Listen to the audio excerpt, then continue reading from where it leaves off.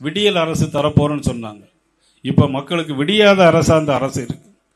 ஒரு பக்கம் பின்னல் ஆடைகள் தலைநகரம், பின்னல் ஆடைகள் நிறைந்த பகுதி.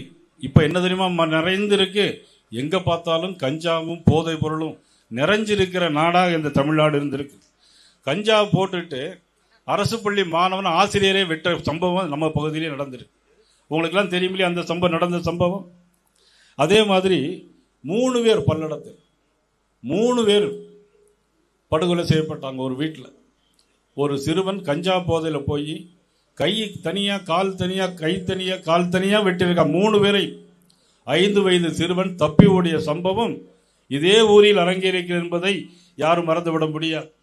வன சரக அலுவலகத்தில் ஃபாரஸ்ட் டிபார்ட்மெண்ட்ல ஒருத்தரை விசாரணைக்குன்னு கூட்டிட்டு போறாங்க.